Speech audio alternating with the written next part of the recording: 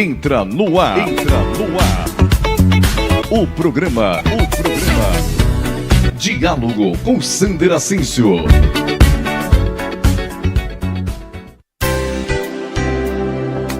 Este programa conta com assessoria jurídica de Foganholo e Vidal, Sociedade de Advogados de Bebedouro.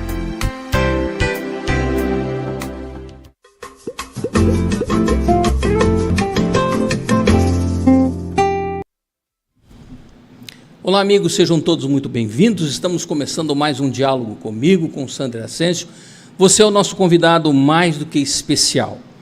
Hoje estou recebendo uma pessoa que tem uma história muito forte aqui na nossa região e no decorrer da nossa conversa você vai certificar do que eu estou dizendo. Hoje, quinta-feira, 15 de janeiro de 2026, estamos recebendo em nosso programa Duarte Nogueira. Antônio Duarte Nogueira Júnior, 61 anos, casado, pai de filhos e que tem uma história bem interessante. Nós vamos dar oportunidade a ele para que ele conte essa história. Ele é ex-prefeito de Ribeirão Preto por 2 mandatos, inclusive o último mandato recente, que terminou em 2024, um mandato seguido do outro, tá certo? Entre outras candidaturas como deputado estadual e federal por mais de uma vez, vários outros cargos técnicos, políticos e de liderança no decorrer da sua trajetória. Ele tem um espírito natural que normalmente as pessoas acabam entregando a liderança para ele. Eu estava até conversando com ele aqui antes da gente começar o programa, e ele falou: Sander, é a vida, né? Em uma conversa descontraída e de muito conteúdo, vamos conhecer um pouco da sua vida, do seu trabalho, famílias e projetos, sua história de vida que chama atenção pela sua forma disciplinada, focada e de grande liderança natural. Tema do nosso diálogo de hoje: foco em gestão e transparência na administração pública. Será que isso está faltando no nosso país? O que vocês acham? Esse diálogo será excelente, não deixem de assistir. Recadinho rápido: você quer ser um dos patrocinadores, apoiadores culturais aqui do Diálogo comigo, ou de qualquer outro programa da nossa grade, ver a sua marca, o seu trabalho, a sua empresa com grande visibilidade? Em nossas redes sociais, plataformas digitais, nós temos um lema aqui, um slogan, mas que é uma grande realidade. Fale conosco e apareça para o mundo, não é verdade? Como? Através do nosso fone WhatsApp 17 992 30 89 59. Você vai falar com o nosso amigo Marcelo Rosa, que é o diretor proprietário aqui da CWB Comunicação. Meu amigo Duarte Nogueira, muito obrigado por ter aceitado o nosso convite. Deu certo a nossa entrevista e eu digo que é uma honra recebê-lo aqui, um homem que tem uma história de lutas, é verdade, de desafios, mas também de grande vitória, em decorrência do seu foco e da sua dedicação. Ser prefeito de Ribeirão Preto, uma cidade que na atualidade deve ter em torno de 739 mil habitantes, na sua época devia ter uns 700 mil, um pouquinho mais, um pouquinho menos. Vamos falar em 700 mil habitantes. Não é brincadeira. Administrar uma cidade como Ribeirão Preto, com todos os seus complexos, com todos os seus desafios, não é brincadeira. Então você passou na prova. Obrigado, Duarte, por ter estado. Fique à vontade, seja bem-vindo. Muito obrigado, Sander Ascencio. Agradecer a oportunidade, o convite de participar aqui do diálogo, agradecer aqueles que estão nos acompanhando através das redes sociais, os internautas. Hoje as redes sociais são elementos muito importantes, né, para você se informar. As pesquisas mais recentes, já publicadas nesse ano, inclusive a IDEA e a Genial Quest, apontam que as mídias sociais hoje são as plataformas mais procuradas pelas pessoas, pelos cidadãos, para se informarem. Por isso é importante que esses veículos sejam idôneos, né, procurem trazer conteúdo de qualidade, evitar a famosa fake news, deep fake, para que as pessoas possam se informar e decidir naquilo que foi importante para a sua vida da melhor maneira. Eu fui secretário de habitação do governador Mário Covas, há mais de 30 anos atrás. E o Covas dizia que o cidadão, a cidadã, o eleitor, a eleitora, ele nunca erra, desde que ele tenha todas as informações. É verdade. Né? Então a gente precisa ficar, de fato, sem esse contágio ruim, né, da exacerbação, do radicalismo, né, da crítica sem proposta, da raiva e do ódio contra aquele que pensa diferente de mim, e ser um pouco mais sensato no sentido de avaliar o que é que importa para a minha vida ser melhor, para que eu possa cuidar melhor não só de si próprio, mas dos meus familiares, da minha cidade, das pessoas que eu gosto. Então, eu acho que a gente tem que procurar, de fato, esse caminho do centro, né, do equilíbrio, fugir dos radicalismos e encontrar, de fato, no bom senso, as boas soluções. No oráculo de Delfos, no templo de Apolo, lá na Grécia Antiga, onde surgiu a filosofia, o Sócrates falava muito disso, né, o primeiro desse triunvirato que começou com Sócrates, depois Platão e Aristóteles, ele comentava, depois de que o oráculo disse que ele era o homem mais sábio da Grécia, porque ele foi apontado como o homem mais sábio da Grécia, porque ele tinha a humildade de dizer que não sabia tudo e que estava disposto a aprender. Só sei que nada sei. Só sei que nada sei. E lá, no oráculo, tinha a primeira dessas frases, a primeira é busque o conhecimento próprio, né? Conheça a si próprio. E a segunda frase era busque o equilíbrio.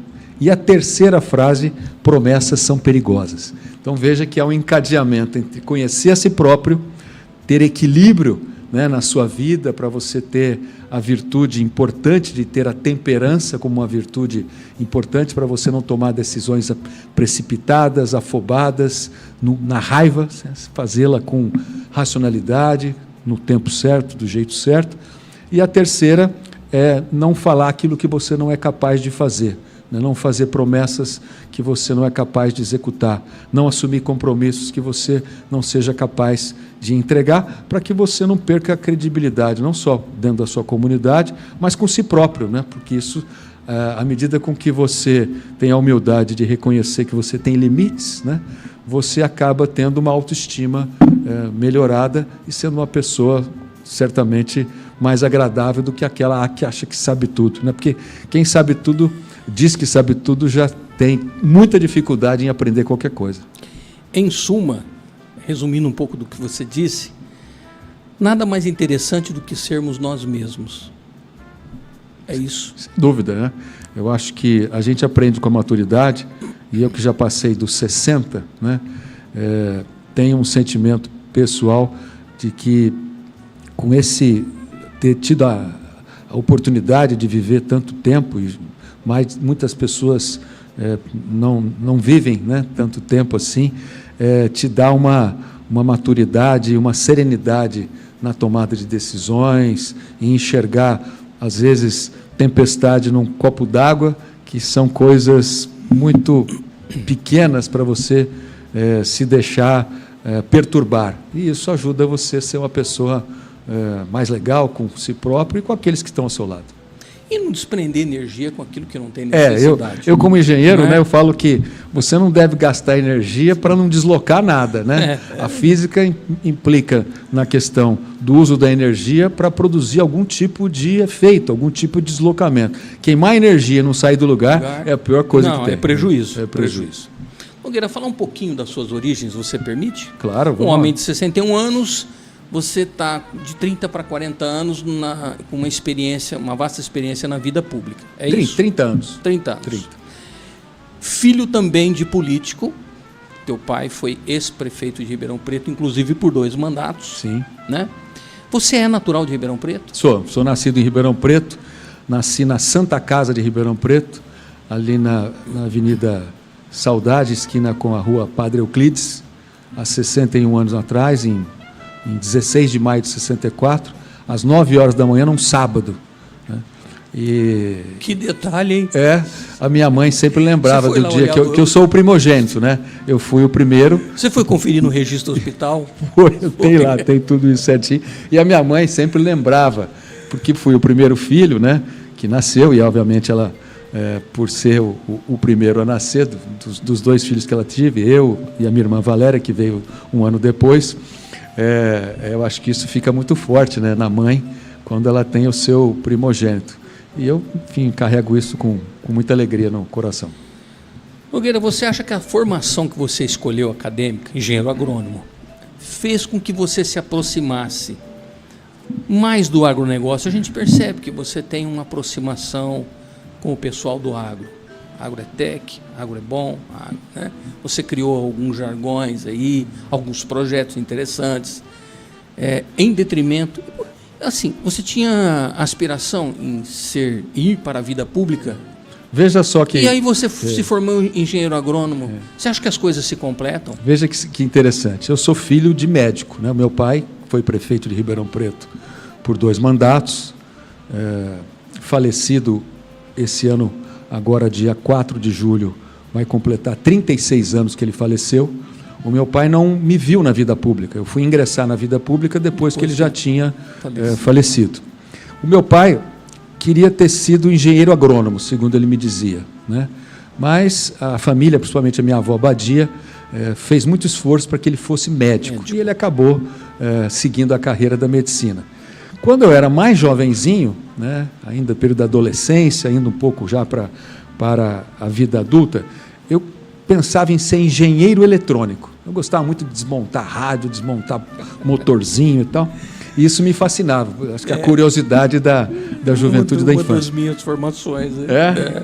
Você é engenheiro eletrônico? Também. Olha só. E aí depois, acho que pela convivência com meu pai, que era médico, eu pensei em fazer medicina.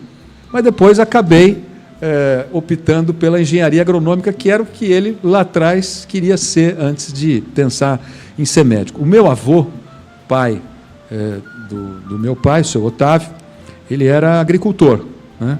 Não tinha uma formação de 3º grau, ele tinha formação apenas fundamental, batalhou muito com a minha avó e eu dei a oportunidade do meu pai estudar e entrar, depois do vestibular, na Faculdade de Medicina de Ribeirão Preto. E na 6ª turma, lá se formou, depois foi, além de ter sido formado, foi diretor de saúde da cidade, no primeiro mandato do saudoso prefeito Welson Gasparini, com quem eu tive a grata satisfação de conviver um bom tempo, inclusive, e falecido há 2 anos atrás.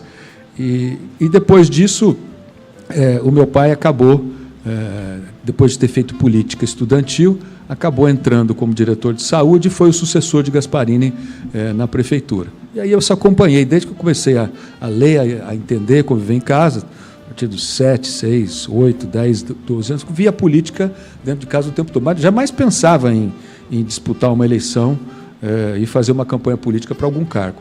E meu pai faleceu em 1990, aí o entorno, os amigos que o acompanhavam ao longo de muito tempo da vida pública dele, falaram que eu tinha que... Agora é contigo, o cajado é contigo. Exatamente. Aí, em 1990, meu pai ia disputar uma eleição para deputado federal, ele falecido em julho, em agosto eu acabei sendo levado, e sempre lembro que muito mais na emoção do que na razão, a ser candidato a deputado federal. Tive 25, ou menos de 26 mil votos, não fui eleito, mas aquilo acabou me despertando para essa inclinação da vida pública. Em seguida, em 92, eu fui candidato a prefeito de Ribeirão Preto e perdi no 2º turno, por uma pequena margem de votos, para o que se elegeu, que foi o Antônio Palocci, que virou prefeito. Mas 2 anos depois, em 94, eu me elegi deputado estadual, e aí, em seguida, fui secretário de Habitação do Mário Covas, exerci o mandato de estadual por 3 mandatos, fui líder do meu partido na Assembleia, fui líder do governo na Assembleia, do então governador Geraldo Alckmin, fui secretário de Agricultura e Abastecimento, depois fui eleito deputado federal, fui líder do meu partido, do PSDB, na época, na Câmara Federal, fui presidente do partido entre 2013 e 2015 no estado de São Paulo, num momento que o PSDB vivia o auge, né, na sua representação e na eleição do governador Alckmin, do senador Serra, de 14 deputados federais, que depois eu acabei liderando com outros 53 do Brasil como um todo, 22 deputados estaduais. E o PSDB seguiu até o governador Rodrigo Garcia, que perdeu a eleição na última eleição de 2022 para o Tarcísio de Freitas. Ele não foi para o segundo turno, apoiou o Tarcísio. Encerrou esse ciclo de 7 governos do PSDB, que foram governos estruturantes, governos exitosos, mas que cumpriram o seu papel. Enfim, e depois nós tivemos aí a eleição do Tarcísio. E tudo o que eu carrego nesse período, né, depois que fui prefeito de Ribeirão Preto, nesses 8 anos, de 2017 até 2024, eu devo a essa experiência que eu acumulei, não só nos parlamentos, estadual e federal, mas também nas 3 oportunidades que eu tive de ser secretário de Estado: a habitação do Mário Covas, agricultura e abastecimento e logística e transportes do governo Alckmin. Isso foi muito importante para a experiência que eu vivenciei depois na prefeitura, para fazer o joque de gestão, pagar as contas, dívidas de quase 2 bilhões de reais, cidade em caos, não tinha recursos sequer para poder pagar a folha de pagamentos logo no governo. Então, tudo isso nos deu uma bagagem muito grande da importância de você se cercar de boas pessoas, ter foco, ter projeto, ter um plano para a cidade e, ao mesmo tempo, atuar rapidamente, porque o tempo passa muito rápido e você tem pouco tempo para amadurecer todo aquele sonho que você carrega de entregar no programa de governo. E aí eu cito uma coisa que eu lembro que o Mário Covas falava para a equipe e que eu absorvi há 30 anos atrás. O seu governo de 4 anos, ele vai ser exatamente aquilo que você realizar nos primeiros 6 meses, que é o choque de gestão, o início da implementação do desenvolvimento dos novos projetos e se programar para que você tenha a maturidade necessária para fazer as licitações, contratar as obras, contratar os projetos e entregá-los a tempo ao fim dos seus 4 anos do primeiro mandato. E foi isso que a gente conseguiu fazer, num momento muito difícil. Não é complicado. E isso nos deu a chance de ter o reconhecimento da população de Ribeirão Preto, que nos reelegeu com o maior percentual de votos da história da cidade de prefeito. Eu fui reeleito com mais de 63% dos votos da população, que até então nenhum prefeito tinha atingido, com 63%. Quanto tempo, Nogueira, levou para você pôr a casa em ordem quando você assumiu a prefeitura pela primeira vez? No primeiro ano. Você vê, primeiro pleito, 4 anos. Mas imagine só, você pega a cidade com problema. Aí, só que você é o prefeito. No governo Todo mundo espera de você.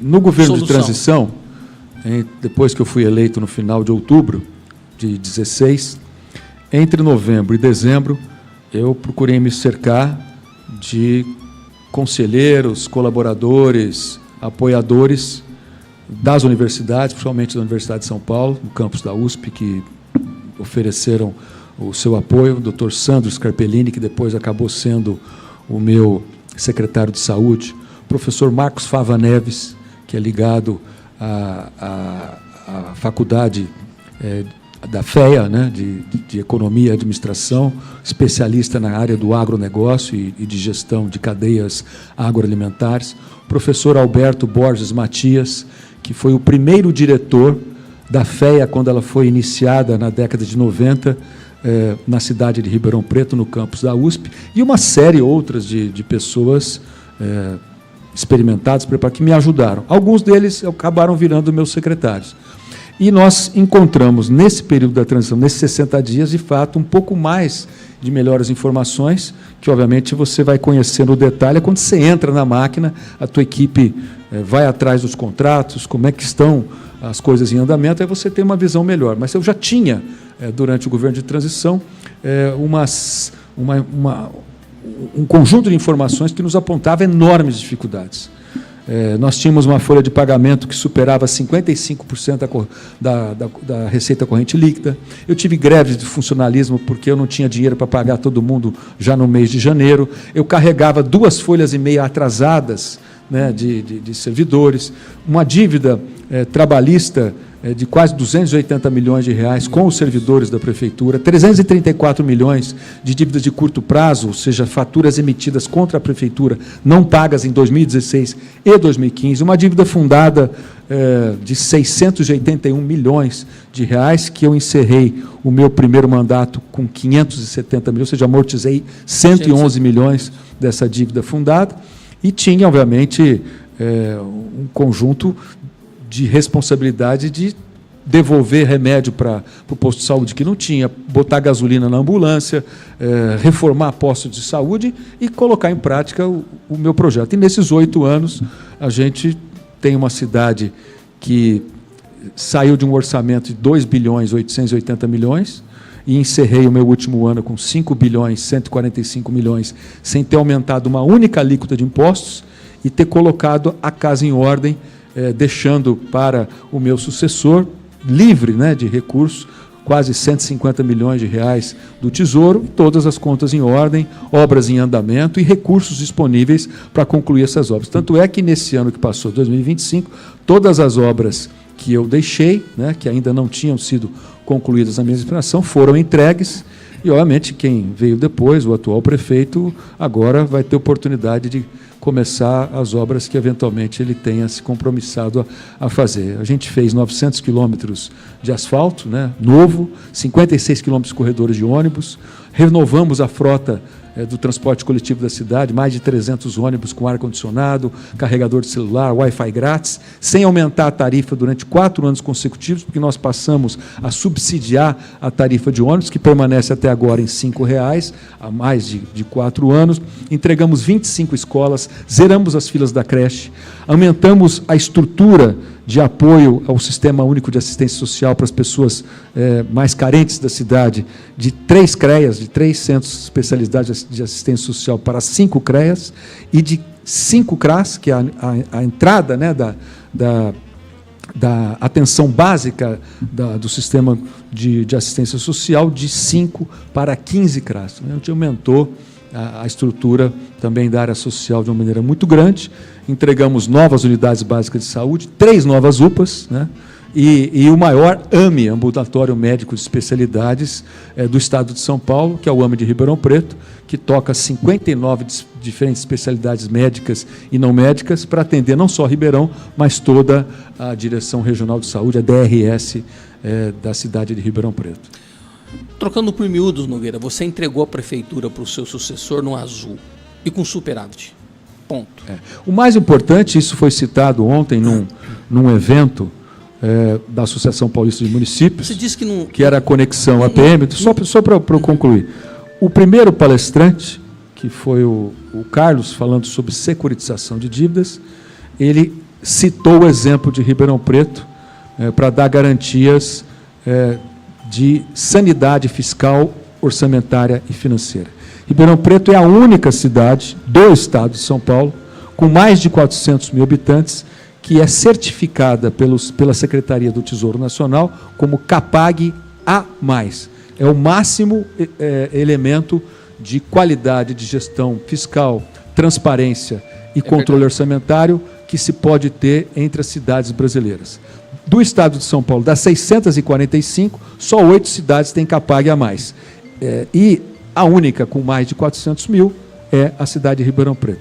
O que isso quer dizer? Quer dizer que qualquer financiamento, qualquer novos projetos de parceria com entidades financeiras, como o Banco do Brasil, Caixa Econômica Federal, Desenvolve São Paulo, Programa de Aceleração do Crescimento, os juros de quem é CAPAG A+, é mais barato porque você tem a garantia de que a cidade tem liquidez para honrar com os seus compromissos. A cidade... É um bom cliente. Isso, é um cliente idôneo, né? Idôneo. E quando nós recebemos a cidade, em 2017 ainda não tinha esse instrumento de aferição da Secretaria do Tesouro Nacional, que começou em 2018, mas em 2018 a gente era C.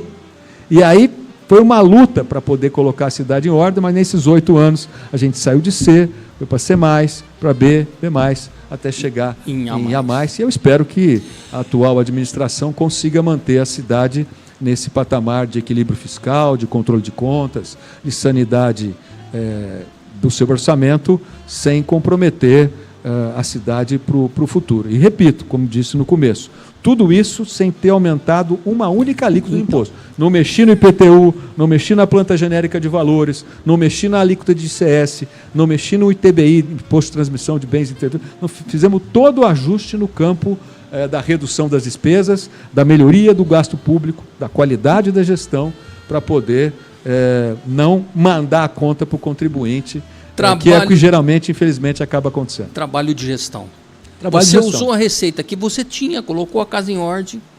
Então é possível, com a receita que a gente tem... E a gente teve que fazer mais, vou te dizer por quê. Refazer as despesas. Em 2017, quando eu terminei o meu primeiro ano de governo,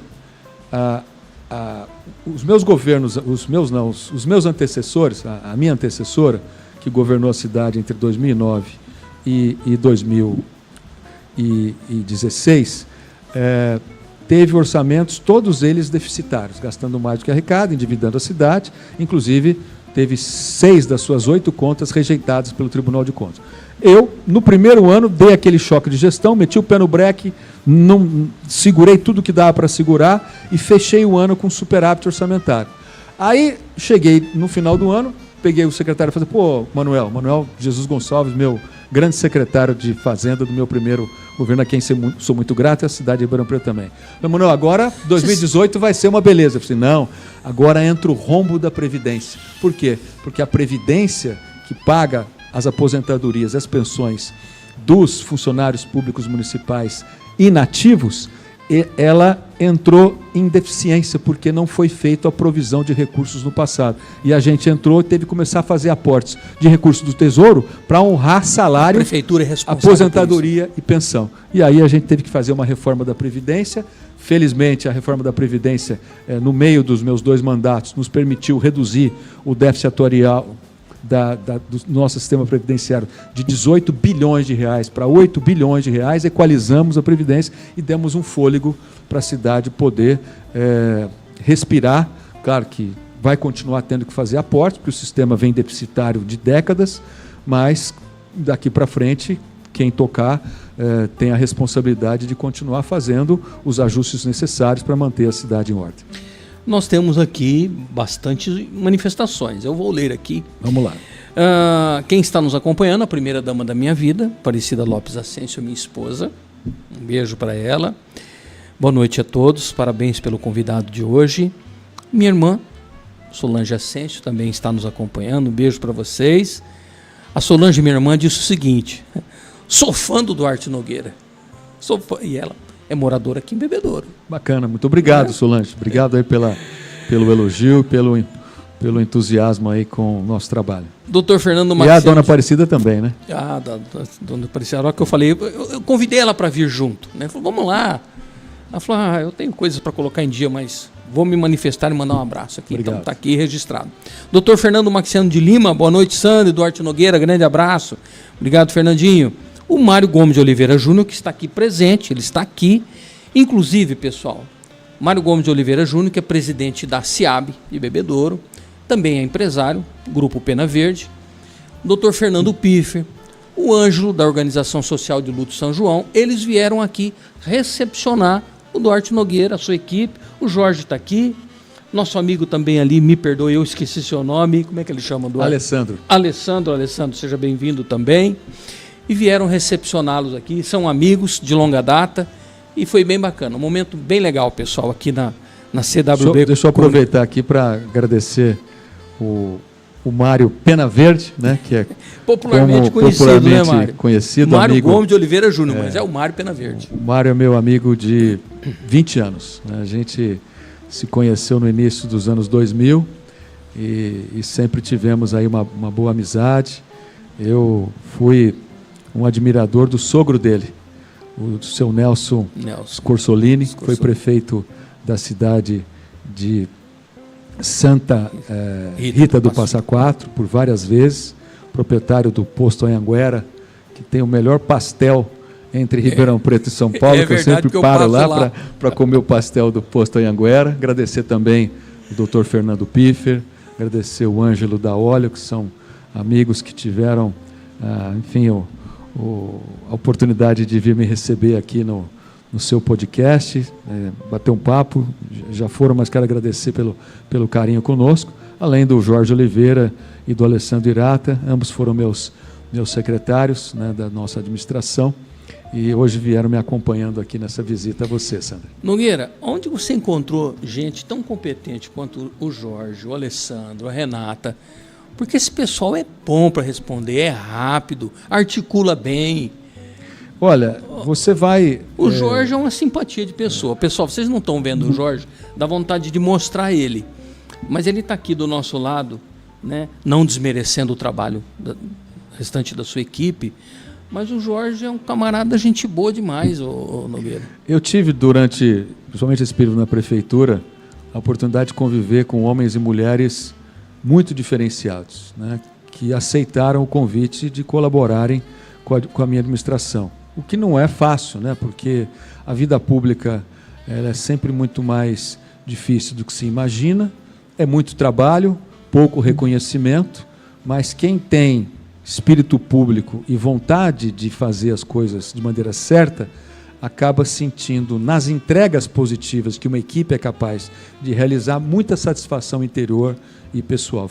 Eu fiz a minha parte e eu fiz o bem para a minha cidade. E eu sou muito grato a esses homens e essas mulheres que eu procurei me cercar. Eu sempre digo que eles são muito melhores do que eu, né, porque eu procurei escolher o melhor para a saúde, o melhor para a educação, o melhor para a assistência social, o melhor para a infraestrutura, para a administração, para a fazenda, para a justiça, enfim, todas as áreas. Você será sempre a média das pessoas que você se cerca. É verdade. Então, se você se cerca de gente boa, a tendência é você... E ninguém faz nada sozinho. Tocar a vida para frente. Não é verdade? E eu brincava com eles, que eu falava que a minha única tarefa, por eles serem muito bons, era não deixar eles brigarem, porque cada um queria fazer muita coisa, aí você tinha que administrar para não ter atritos. Mas tive uma equipe aí nesses 8 anos fantástica, que orgulhou muito a mim pessoalmente e obviamente a cidade de Ribeirão Preto. Você está de parabéns. Olha, o Mário escreveu aqui. Ele está presente, mas ele também escreveu. Seja bem-vindo, amigo Duarte, bebedouro, a Cidade Coração o recebe para um bate-papo informal, acompanhado de muito conhecimento e informação sobre gestão pública e sobre sua grande carreira política. Seja bem-vindo. A Ivanete Oliveira, boa noite. Vereador aqui em Bebedouro, o Dr. Wagner Castro de Souza. Parabéns, Sandra Ascencio. Excelente entrevista com o grande prefeito Nogueira. Uma vez prefeito, sempre prefeito. Vereador Wagner Castro. Agradecer o vereador Wagner Castro, agradecer a Ivoneide. A Ivanete, que é de Monte Azul Paulista. Agradecer a Ivanete também por estar acompanhando. E o ser prefeito, né, eu já fui muita coisa na vida pública esses 30 anos, fui deputado estadual, federal, secretário de Estado, líder, presidente de partido, mas o que mais me encantou, sem dúvida alguma, foi ser prefeito da minha cidade. Era o meu sonho. Você imaginava um dia que você seria prefeito de Ribeirão Preto, assim como seu pai foi? Não imaginava. Eu passei a vislumbrar isso depois que eu comecei Meu amigo, você anda naquele Ribeirão Preto, aquilo é enorme, demais da conta. O meu pai foi prefeito de Ribeirão Preto, a cidade tinha menos de 300 mil habitantes. Eu fui prefeito de Ribeirão Preto quando a cidade passou de 700 mil habitantes e passou a ser, talvez, uma das 15, 16 ou 17ª maior cidade do Brasil. Então, isso nos trouxe muita responsabilidade. Agora, eu quero dizer uma coisa para quem não estiver acompanhando aqui, dessa coisa de ter sido prefeito, que é fascinante, é uma coisa assim maravilhosa para quem faz vida pública. Mas só tem uma coisa melhor do que ser prefeito, é ser ex-prefeito.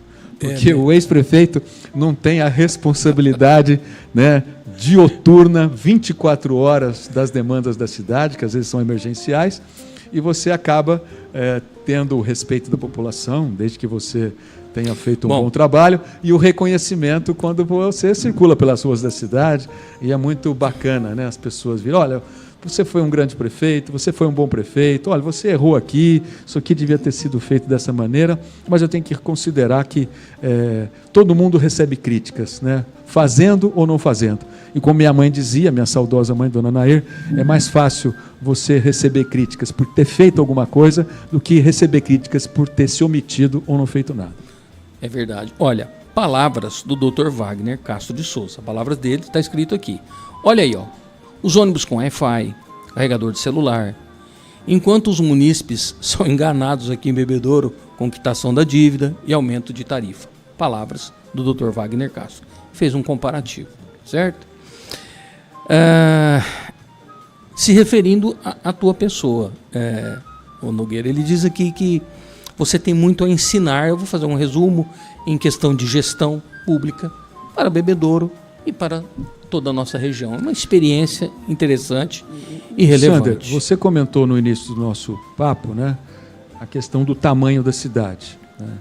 Mas independente do tamanho da cidade, geralmente os problemas são muito semelhantes, né, porque você mexe com a vida de pessoas.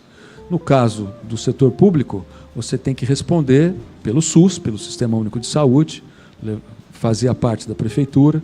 A gente sabe que nessas últimas décadas o SUS, que foi criado e concebido pelo Constituinte lá de 88, trazia alguns elementos fundamentais. Primeiro, o Sistema Único de Saúde surgiu para ser gratuito, ou seja, ninguém vai pagar para ser atendido no posto de saúde, no hospital, ou seja, pelo Sistema Único de Saúde do Brasil, porque ele vai ser financiado pelos 3 entes: governo federal, governo estadual e governo municipal. Hoje, a gente tem um subfinanciamento por parte do governo federal e os municípios é que têm que arcar com essa diferença para tentar manter as mínimas condições do sistema de saúde. A outra é a educação pública, né? Eu acho que sempre todos os níveis são importantes, desde o ensino infantil, da creche, o ensino fundamental, o ensino médio, né? Que é a educação básica, da creche até o ensino médio, e o ensino superior, ou superior técnico, seja lá o que for. Mas nós precisamos concentrar os nossos esforços na educação básica, porque se você perguntar para qualquer cidade do Brasil, felizmente em Ribeirão, nós conseguimos, durante o nosso período, zerar a fila da creche, entregamos 25 novas escolas, das quais 22 de educação infantil, e isso nos permitiu zerar a fila da creche. Mas esse é um trabalho permanente. Qualquer cidade brasileira, talvez a grande totalidade delas, tem esse desafio de manter as crianças nas creches. E você sabe que é do 0 aos 3 anos, essa primeira fase mais tenra, que você desenvolve todo o seu sistema neurológico, a sua capacidade cognitiva, a sua desenvoltura futura para ter um desenvolvimento saudável, para poder vir a aprender com qualidade lá para frente. Então, eu sou muito defensor da educação básica, por isso fiz um trabalho bem reforçado em Ribeirão Preto com isso. Inclusive, depois da pandemia, durante 2 anos, depois que a pandemia acabou, nós mantivemos 2 professores na sala de aula, entre o 1º e o 5º ano, que chamava o Projeto Juntos, que tinham 2 professores por sala de aula para tentar recuperar o prejuízo daqueles jovens que ficaram na pandemia. Porque você veja, um menino que entrou em 2019 no ensino fundamental, no 1º ano do ensino fundamental, ele foi para 20 no 2º ano, fora da sala de aula, porque chegou a pandemia. É verdade. Quando ele foi para o 3º ano, ele estava em 21, ainda estava na pandemia terminando, mas ele estava fora da sala de aula. Então, quando ele chegou na escola em 2022, ele estava no 4º ano, e tinha ficado 2 anos fora da sala de aula. Então, foi um programa muito bacana também. Para se compensar essa diferença. Para se compensar essa diferença. Mas, voltando ao raciocínio inicial, muda a escala, né? Só muda o tamanho do problema, mas eles são sempre muito semelhantes.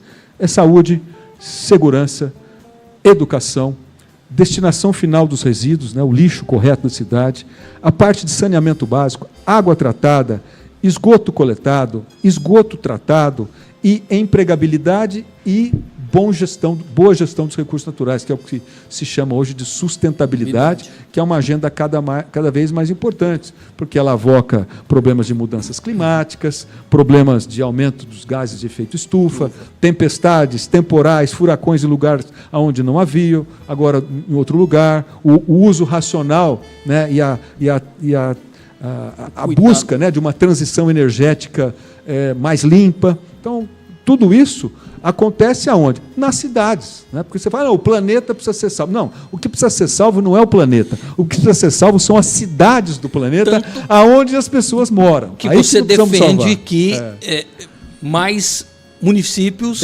eu disse ontem na minha fala lá para os prefeitos, ex-prefeitos, gestores públicos, que nós precisamos de menos Brasília e mais Brasil. Fortalecer os municípios brasileiros, porque é só assim que a gente melhora a qualidade de vida das pessoas. O Mário disse o seguinte aqui, Duarte, agora falando mais sobre política. Uma pergunta. O Mário está perguntando para você. Gostaria de saber se você privatizou ou vendeu o serviço de água de Ribeirão Preto. Não. Eu peguei o DAERP, que era uma autarquia, que é o Departamento de Águas e Esgotos de Ribeirão Preto, transformei ela numa secretaria municipal, portanto, mantive ela sob os auspícios, a gestão e o domínio, né, não só material, mas o domínio da gestão, da administração, com a Prefeitura de Ribeirão Preto. E mais do que isso, fiz a modernização, resolvi os seus problemas de caixa, fiz grandes investimentos de centenas de milhões de reais e trouxe as perdas de água da cidade, que quando eu assumi era de 61%. Você imagina, de cada 100 litros de água produzido, 61 eram desperdiçados. Deixei com menos de 35%, que é o número razoável dos sistemas de saneamento, com a perspectiva de reduzir a médio e longo prazo, evidentemente. 100% de água tratada, 100% de esgoto tratado, porque a gente já tinha as estações de tratamento na forma de concessão, e levei a captação, ou seja, a coleta de esgoto, de 91%, 99,79%. Por que eu falo desses percentuais?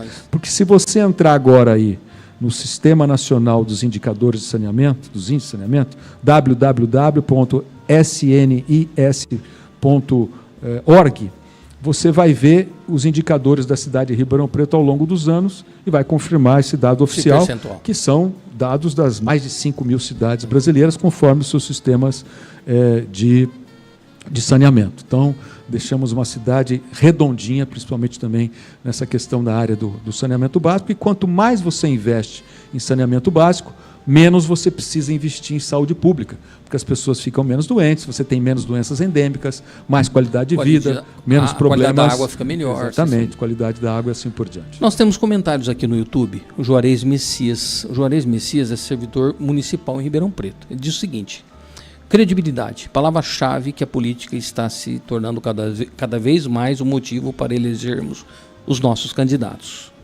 Aí ele diz aqui: vale destacar também a importância da frota de veículos nas secretarias que foram renovadas, principalmente da saúde. Ele é um servidor da Prefeitura do município de Ribeirão Preto e que está fazendo esse comentário. Falou sobre credibilidade, falou sobre a troca das frota de veículos, principalmente da área da saúde. É alguém dentro da máquina falando sobre a máquina. Bom, eu quero agradecer o Juarez Messias, servidor público municipal. Em nome dele também agradecer todo o funcionalismo público municipal de Ribeirão Preto, que estiveram conosco nos 8 anos que nós tivemos a frente. Você conhece o Juarez? Da prefeitura. Ou lembra dele? Eu não me lembro, mas não me é um nome estranho, né? Eu estou te fazendo essa pergunta porque justamente para entender se há uma proximidade ou não. E você vê que eu recebo às vezes alguém que trabalha na máquina. WhatsApp, né? Eu tenho o Juarez Melo, que é um advogado, foi presidente da Associação dos Advogados de Ribeirão Preto, e eu acho que o Juarez Messias também é um dos que se comunicam comigo através do WhatsApp. Então quero agradecer a ele aí os comentários dele. De fato, a gente recebeu a Secretaria de Saúde com uma frota totalmente sucateada. Além disso, nós tínhamos dezenas de remédios que faltavam na prefeitura por falta de recursos para comprar e por falta de credibilidade da prefeitura em abrir a licitação e ter o contrato para poder assinar. Terminamos a prefeitura, a cidade hoje tem 43 diferentes farmácias, são mais de 350 diferentes tipos de remédio, e uma coisa muito legal que eu deixei, além de ter feito a questão da telemedicina, que eu entreguei no meu último ano de governo, fazer telemedicina, que é uma modernização para o sistema de saúde público municipal. Hoje, se você entra no Saúde Digital, que é uma plataforma que nós deixamos em funcionamento, você consegue entrar e ver todo o estoque de medicamentos, item por item, em todas as 43 farmácias da prefeitura. Então, por exemplo, se você vai precisar de um omeprazol ou de um antibiótico tipo amoxicilina, você entra lá, aí ele vai ver, olha, amoxicilina você tem X miligramas, tantos miligramas, omeprazol tem comprimido tal, e você sabe quantos comprimidos, quantas doses. E a farmácia onde está o estoque. E se falta numa, você sabe que na outra pode ter. O paciente isso ajuda muito. Não precisa ficar cidadão. Peregrinando farmácia. Ajuda bastante. Muito. O Domingos Fortuna disse o seguinte aqui. Esse eu conheço. Uma administração extremamente séria e equilibrada, um grande gestor, parabéns e terá meu voto sempre. O Domingos Fortuna foi meu comandante da Guarda Civil Metropolitana. Eu tive 3 grandes comandantes. A primeira foi uma mulher, a Mônica Nocioli, né? Foi a primeira mulher da Guarda Civil Metropolitana de Ribeirão Preto a comandar a GCM, né? Depois a Mônica saiu, foi exercer uma outra tarefa como diretora, já na gestão à frente do Domingos Fortuna. E depois do Fortuna, que pediu para deixar o comando da GCM por razões de natureza pessoal, assumiu o Tiago Caldeira, que é um jovem guarda civil metropolitano, que com toda aquela energia, vontade de acertar, nos ajudou demais, principalmente no meu último ano de governo, quando nós tivemos aquelas queimadas, lembra? Em meados de 2024, o Brasil pegou fogo, São Paulo pegou fogo, e ele era não só o comandante da Guarda Civil Metropolitana, mas ele era o chefe da Defesa Civil do município. Então ele, Corpo de Bombeiros, Polícia Militar Rodoviária, os sindicatos rurais da região de produtores que se organizaram através de multirões, né, para fazer acero, as usinas, né, e destilarias de açúcar e álcool da nossa região. E muita gente, os síndicos de loteamentos, né, mais próximos das bordas das regiões onde você tinha vegetação. Tinha que fazer uma força-tarefa, não é? Tanto é que esse ano, que passou, né, 2025, nós tivemos algumas queimadas, mas você não teve nenhum problema, né, principalmente na região de Ribeirão Preto, de grande monta. E mais do que isso, né, nós fizemos todo aquele enfrentamento, não perdemos uma única vida e também todo aquele caos que a gente enfrentou, nenhuma pessoa ficou desabrigada por ter tido problema de incêndio da sua casa. Então foi um trabalho de gigantes. Muito bom. E a GCM e todos esses órgãos que eu citei, a cidade, a região, são muito gratos a eles. Temos mais comentários aqui. Você conhece a Renata Bianco? A Renata trabalha comigo, a minha coordenadora de comunicação. Nogueira nos ensina todo dia, exclamou. O Eduardo Barbosa, ótimo bate-papo com quem tem conhecimento. Admiração e gratidão ao amigo Duarte Nogueira Júnior, um grande visionário. Obrigado, Eduardo, pelo gentil comentário aí ao nosso trabalho e à nossa luta. O Domingos disse o seguinte aqui também. Os investimentos em segurança pública no município foram uma marca. Novas viaturas para a GCM, novos equipamentos, investimentos em tecnologia, monitoramento e aumento de efetivo da GCM. O Juarez completa aqui. Trabalho na Secretaria da Saúde, agente de combate às endemias. Olha aí, pronto, já se apresentou aí. Estou na linha de frente atendendo a população no combate à dengue. Parabéns, viu, Juarez? Um trabalho louvável. Não só louvar o trabalho da GCM, no caso o comandante Domingos Fortuna, a Mônica Nocioli e o Tiago Caldeira, mas através do Juarez, que aponta ser certamente um agente de controle de endemias, não só o trabalho de diminuir os focos, mas agora também no caso da dengue, agradecer ao Butantan, né, do governo do estado, que conseguiu colocar à disposição da população, isso vai acontecer nos próximos meses, uma vacina, né, contra a dengue e os seus 4 sorotipos diferentes, dengue 1, 2, 3 e 4. Então isso vai trazer bem mais bem-estar, vai evitar gente mais doente, vai evitar, graças a Deus, mortes, e isso é uma conquista aí da medicina, assim como nós tivemos a vacina da Covid, né, sendo desenvolvida no período da própria pandemia. Agora a gente também vai ter a vacina da dengue, que vai ser distribuída logo mais pelo Sistema Único de Saúde, e isso vai nos permitir ter um controle mais efetivo e com menos problemas, porque a dengue, a presença do mosquito, né, do Aedes aegypti, não só ela transmite dengue, mas transmite outras doenças arboviróticas, e isso é uma conquista aí também da saúde brasileira. Ana Maria Martinez, Aninha, um abraço, querida. Parabéns pela entrevista. Aninha, funcionária pública, ela trabalhando na delegacia aqui de Bebedouro, uma pessoa maravilhosa. Obrigado, Ana Maria, pelo registro também. Fernandinho diz o seguinte: voto Duarte, e Bebedouro vai ter de novo um médico deputado estadual. Olha aí, Fernandinho. Daqui a pouco eu pergunto isso, tá bom? Duarte, nós vamos para um intervalo breve, é rápido, aí a gente volta para esse nosso bate-papo. Eu sei que você tem horário para ir embora, você tem compromisso depois daqui, amanhã. Gente, como diz o nosso irmão mineiro, esse homem não para. Não é, Duarte? Não para. Mas é isso aí. Ontem, Michael, se você puder colocar a arte aí para mim, do Equilíbrio e Saúde, do Renato. Tem a arte aí?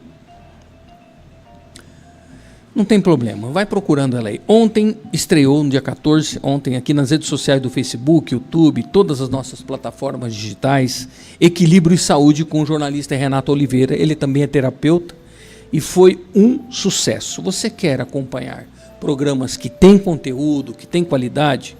É aqui, CWB Comunicação, tem o diálogo comigo, com o Sander Asensio, todas as quintas-feiras, as quartas-feiras o Equilíbrio e Saúde com o Renato, a sexta-feira Direito Sem Dúvida com a doutora Sabina Matos, e vem vindo mais programas por aí. Michael, isso mesmo, é isso aí. Legal. Vamos agora falar da Mega Serviços Imobiliários. Temos um novo imóvel à venda. A Rua Duque de Caxias, no centro aqui em Bebedouro, próximo à Avenida Rofurquim. Tem uma arte aí, Michael. Não, é a outra arte. Isso, meu amigo. Imóvel à venda, Rua Duque de Caxias, no centro aqui em Bebedouro, próximo à Avenida Rofurquim. Características: terreno retangular com topografia plana, 473 metros quadrados, 5 quartos, uma sala, uma copa, um escritório, 2 banheiros, quintal amplo, garagem para 2 carros. Com quem que você vai falar? Mega Serviços Imobiliários. Através do fone WhatsApp 17 992 15 8557. Tem uma outra casa também que está à venda, um terreno, na verdade. Esse terreno tem, é outra arte, viu, Michel? 476 metros quadrados, fica na Rua Francisco de Paula, também aqui no centro, em Bebedouro. Está com a Mega Serviços Imobiliários, um terreno bem localizado, tá certo? Em horário comercial, faça contato 17 99125 8557, e a Mega Serviços Imobiliários vai atender você com todo carinho. Vamos agora para o nosso Momento Saúde com a doutora Raquel Zanguetin. É bem rápido. Também com o nosso Momento de Segurança Automotiva com o Kleber Montresor. E eu lembro mais uma vez que amanhã, sexta-feira, a partir das 20 horas, Direito Sem Dúvida com a doutora Sabina Matos. Direito Sem Dúvida, amanhã, sexta-feira, com a doutora Sabina Matos. Michael, Momento Humanasser e nosso amigo Kleber Montresor, da CRM Gestão de Frotas. Aí a gente volta para o bloco final do nosso programa, nesse papo que tá bom demais. Sai daí não, já voltamos rapidinho. Momento Saúde no diálogo com Sander Asensio. Humanasser mais Home Care, com Raquel Zanguetin. Este é o sintoma que mais mata idosos sem que ninguém perceba. Eu sou Raquel Nascimento e gerencio cuidados para ajudar famílias a cuidarem de verdade e evitar desperdício de tempo e dinheiro. O sintoma que mais mata idosos sem que você perceba não é uma dor forte. Também não é uma queda. Infarto súbito? Também não. É aquele sintoma que sempre esteve ali. Sabe a sonolência após o almoço, o formigamento nas mãos e nos pés, a confusão do dia a dia por conta da idade? Mas quando um idoso acaba de sair de uma internação, esses sinais não podem ser mais ignorados. Porque antes, o que era um padrão do corpo pode ter se transformado em um sinal de alerta silencioso. E somente um profissional capacitado consegue diferenciar o que é comportamento de base e o que é sinal de risco pós-hospitalar. E é por isso que uma alta hospitalar bem feita salva vidas. E ela não começa quando o idoso chega em casa. Ela começa quando alguém olha para o todo, integra as informações e acompanha de verdade. Cuidar depois da alta não é excesso, é prevenção, é segurança, é gestão de cuidados. E a Humanacert Soluções Integradas de Cuidados está aqui para te oferecer o melhor e evitar que você perca tempo, dinheiro e quem você ama. Momento Saúde no Diálogo com Sander Ascencio. Humanacert mais Home Care, com Raquel Zanguetin.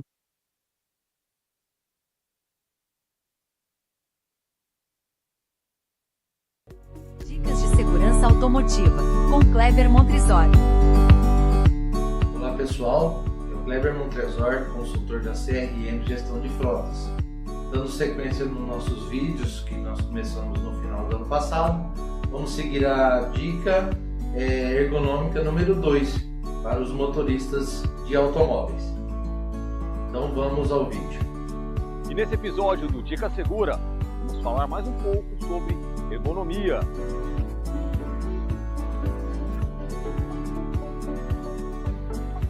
No primeiro episódio do tema ergonomia, falamos do ajuste do banco em relação aos pedais. O volante ele já obedece uma posição ergonômica e alguns volantes dispõem de comandos e esses comandos são colocados sempre nessa região, o que significa que as mãos têm que estar próximas desses comandos o tempo todo. É sabido que conduzir o veículo com as duas mãos ao volante é a forma mais segura. Por isso, temos tantos recursos nessa região, para manter as mãos nessa região e conduzir com as duas mãos. Quando você tiver que fazer manobras de menor velocidade e espaços reduzidos, ou até uma manobra de estacionamento, aí você vai tirar a mão do volante e vai trabalhar dessa forma, tirando o volante até a sua totalidade. Mas sempre pegando por fora do volante e não por dentro, para não atrapalhar o curso dos equipamentos de proteção. E agora, vamos ajustar os retrovisores. O retrovisor interno, você tem que enxergar todo o vidro traseiro. E nos retrovisores externos, a única coisa que você não precisa enxergar é o próprio veículo. Quanto maior o campo de visão, menor o ponto cego. Fique atento às próximas dicas. Tchau! Bom pessoal, então essa foi a dica de hoje. Espero que vocês tenham gostado. Espero que sigam essas dicas, porque é em prol de um benefício para todos que conduzem seu veículo e para todos que participam dessa comunidade de movimento que é o trânsito. Um abraço a todos e até a próxima semana. Dicas de segurança automotiva, com Kleber Montresor.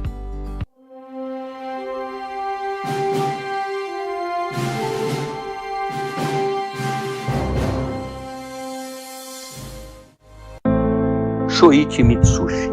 Ele é filho de pai japonês, casado com uma brasileira, filha de japoneses. Ele teve uma infância simples, mas, no entanto, feliz. Sua formação a nível superior foi em 1973, em farmácia e bioquímica, garantindo a sua profissão até os dias atuais. O início da sua carreira foi no começo de 1974, como estagiário e logo na sequência como contratado do grande laboratório Biociência Lavoisier, em São Paulo, capital, por onde esteve por 3 anos. Em 1977, a convite do saudoso Dr. Pedro Pascoal, o Dr. Shoichi e a sua esposa, a doutora Grácia Serrano Nero Mitsushi, estabeleceram em Bebedouro moradia, criação dos filhos, que atualmente são médicos, doutores Fábio, Gabriela e Gustavo. No início, o primeiro laboratório era uma sociedade, mas a partir de 1991, sem sociedade, estabeleceram-se na Avenida Raul Furquim, número 563, iniciando assim uma história de credibilidade, sucesso, honestidade, transparência e muito trabalho onde estiveram por 34 anos. Com o crescimento da equipe de profissionais, de colaboradores e de clientes, houve a necessidade de um local maior. Em 28 de março de 2025, a partir das 9h30 da manhã, essa bela história ganhou mais um lindo capítulo. A reinauguração da nova sede do laboratório Dr. Shoichi Mitsushi. Em uma cerimônia interna e reservada, com a presença do padre Anderson da paróquia Nossa Senhora Aparecida de Bebedouro, todos os profissionais e colaboradores, e também alguns profissionais que puderam participar e que participaram da execução dessa obra, a bênção foi dada. Em um local amplo, na Avenida Raul Furquim, número 661, no centro em Bebedouro, local moderno, tecnológico, online, lindo, o Laboratório Dr. Shoichi seguirá o seu legado e a sua bela história de credibilidade e de acolhimento a todos os amigos, clientes e pacientes. É tempo de gratidão. Desejamos a todos um lindo Natal, com muita alegria, fé e o renascimento de um novo tempo. Que o ano de 2026 seja de muita prosperidade, saúde, paz e de grandes realizações a todos. Esses são os votos do Grupo Pena Verde. Sempre uma boa energia. Postos de combustíveis, restaurantes, conveniências e transportes. Pena Verde, o nome e a cor da esperança. Venha conosco para um novo tempo. Receba nossas boas-vindas. Somos da Mega Serviços Imobiliários, especialista na compra, locação e venda de imóveis. Prestamos assessoria necessária à realização de uma transação segura e tranquila, com acompanhamento jurídico e operacional de qualidade. Possuímos profissionais capacitados e diferenciados para uma total eficiência e garantia nas intermediações imobiliárias. Teremos o maior prazer em realizar seus sonhos. Mega Serviços Imobiliários, 100% digital. Entre em contato com nossa central de atendimento 17 99125 8557. Mega Serviços, sempre junto com você.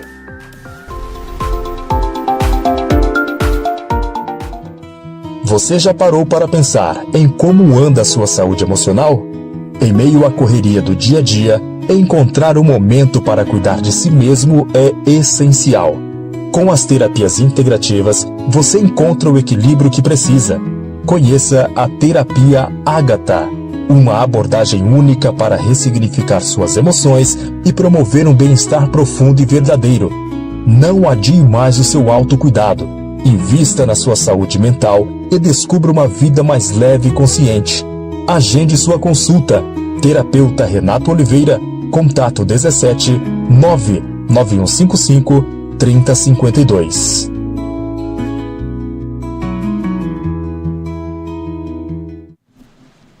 Muito bem, pessoal, estamos de volta nesse nosso diálogo, nesse nosso bom diálogo. Hoje estou recebendo Antônio Duarte Nogueira Júnior. O Duarte Nogueira, ex-prefeito de Ribeirão Preto por 2 mandatos, tem uma história ampla e grande na política do nosso país e com grande foco na gestão e na transparência da administração pública.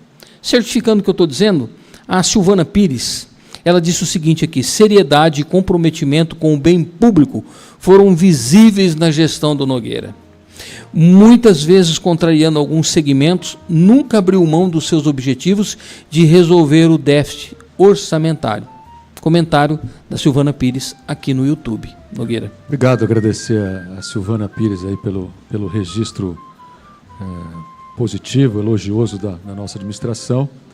E eu quero aqui, mais uma vez, repartir as conquistas de todos esses êxitos com a cidade de Ribeirão Preto, a minha equipe, os servidores públicos da nossa cidade e ao mesmo tempo, reconhecer que a nossa tarefa era como uma corrida de bastão, né? Pegar a cidade numa situação muito difícil e entregar para quem viesse depois da melhor maneira possível. Eu não tive nenhuma pretensão de me achar melhor de que esse ou aquele outro prefeito que a cidade teve. Meu desafio era comigo mesmo, era ser o meu melhor modo de prefeito para que eu pudesse fazer o máximo pela cidade onde eu nasci, que eu amo, Ribeirão Preto, meus filhos nasceram lá, ali está toda a minha vida, né? Então eu sou muito grato por essa oportunidade e inclusive comentar com você perguntou dos livros, né? Isso, eu trouxe vamos lá. esses 2 volumes, que na verdade é o relato que eu tive a oportunidade de fazer no primeiro volume do primeiro mandato, que foi a vitória eleitoral, o governo de transição, que falamos aqui durante esse nosso bate-papo, os 4 anos, a pandemia e a reeleição. E depois o outro volume, que fala já sobre as ações e o trabalho feito nos últimos anos, né, já no segundo mandato.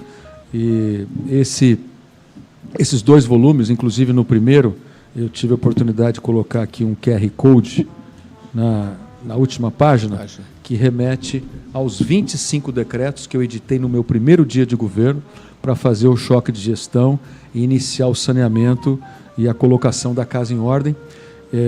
Eu fiz essas 2 obras como um legado de uma grande equipe e de um grande conjunto de pessoas que se preocuparam com a cidade, procuraram melhorar, né? E esse trabalho é feito a milhares de mãos, né? Todos os servidores que torceram, apoiaram, e é uma obra que fica para você, né?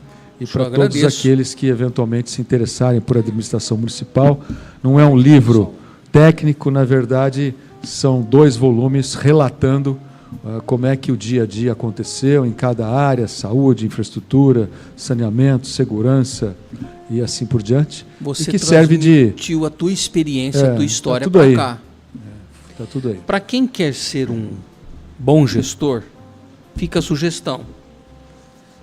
Quase um manual técnico. É um livro, mas é a experiência de alguém que administrou por 2 mandatos uma cidade com 700 mil habitantes. Se você pegar um livro de gestão pública, ele vai te dar tecnicamente como funciona a Constituição, como funcionam as leis ordinárias, como funcionam as regras da gestão pública, lei de licitações, contratos, etc.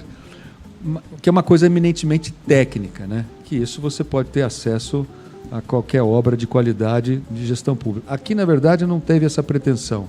Aqui, o nosso objetivo foi contar a história como ela foi. É quase que um romance, né, do dia a dia, de como foi a nossa administração. Eu brinco que quando a gente se elege prefeito pela primeira vez, você senta lá na cadeira de prefeito, quem nunca foi prefeito, não tem um manual de instruções de como você tem que agir. Você tem que reunir a equipe e seguir. E criar o seu manual. E honrar os compromissos que você assumiu. E aqui, na verdade, é a experiência, é a vida como ela é, né? Não é a teoria. Isso aqui é a prática colocada no papel. Nogueira, nós estamos no último bloco do nosso bom papo. Você criou uma mobilidade bastante interessante em Ribeirão Preto. Você mexeu com as avenidas, você mexeu principalmente na área central da cidade. No começo, as pessoas, claro, né, interrompe aqui, faz buraco aqui, faz buraco lá, até as pessoas entenderem e depois verem o resultado disso, porque hoje, não estou lhe jogando confetes, mas é uma realidade aos olhos de todos. Ribeirão Preto hoje tem uma mobilidade de trânsito extremamente interessante. E olha que o trânsito das cidades estão cada vez mais caóticos, até pelo volume de carros de veículos que estão sendo colocados na rua para rodar.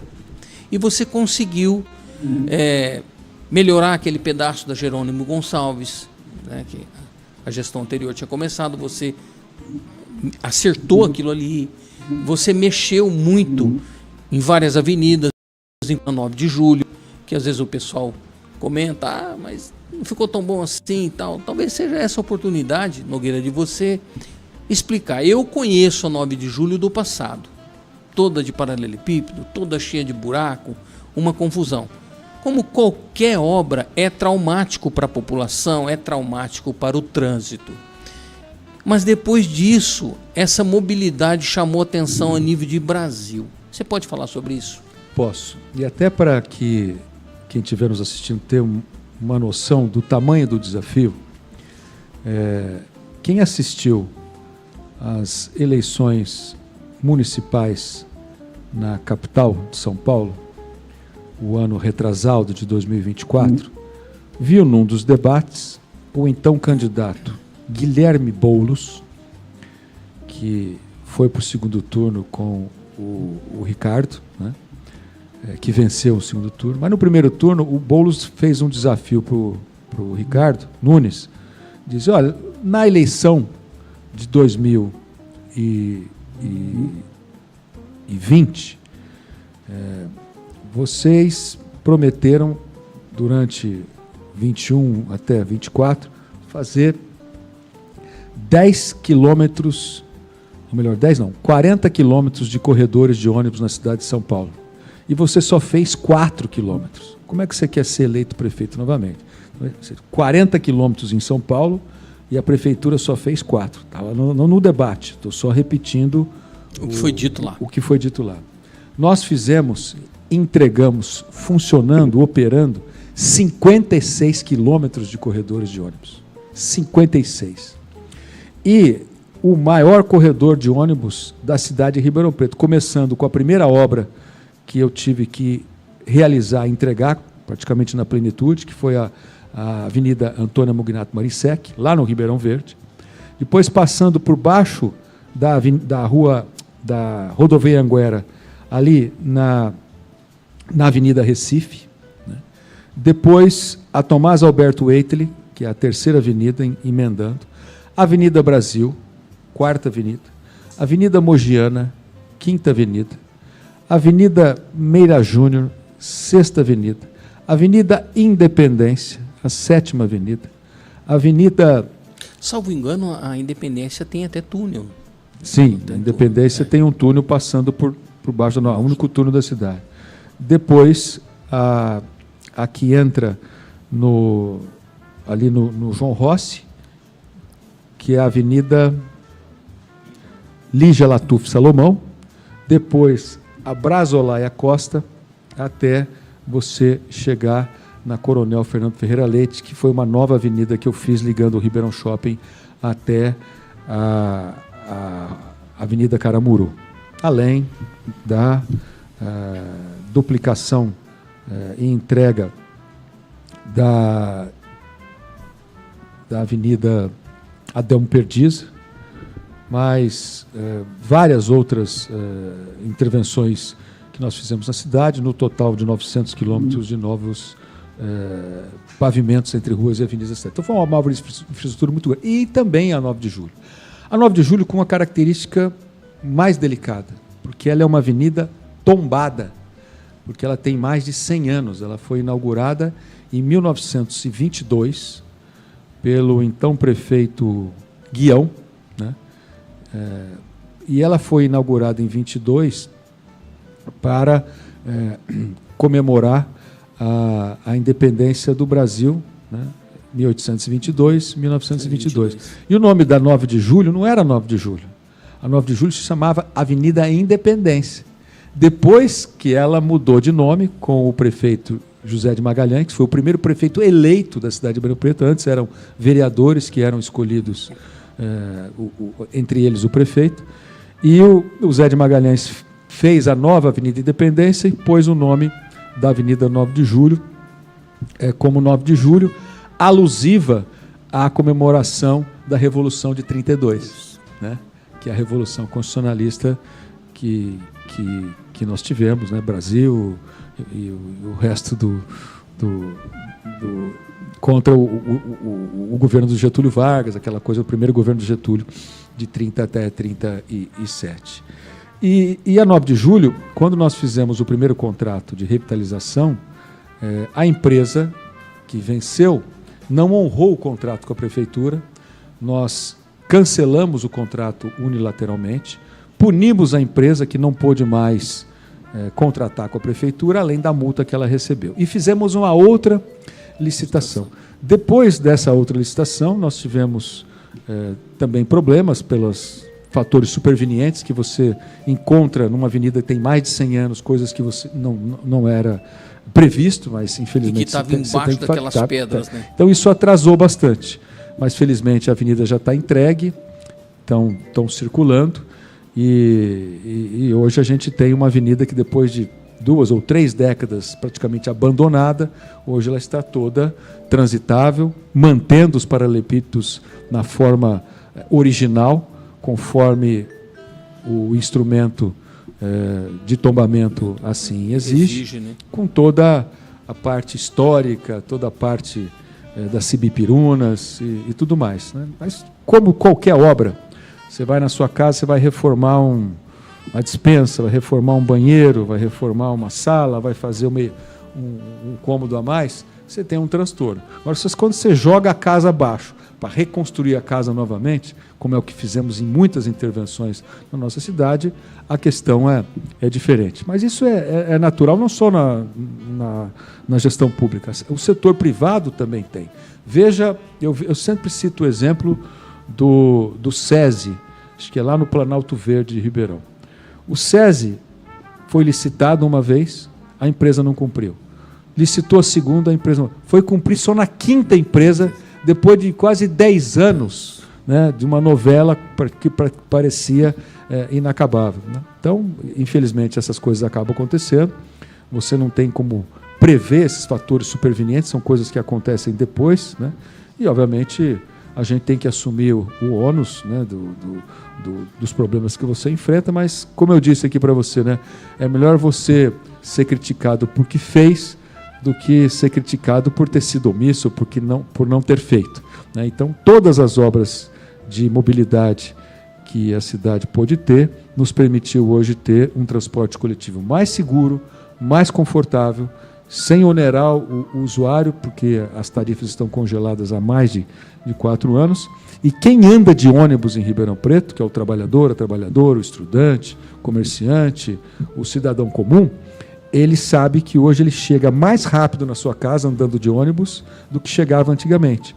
E com qualidade, porque os corredores deram para os ônibus uma agilidade maior. Então a média de quilometragem aumentou e as pessoas ficam menos tempo dentro do ônibus e podem poder mais tempo com a sua família, com o seu lazer, com o seu trabalho, com o seu esporte e assim por diante.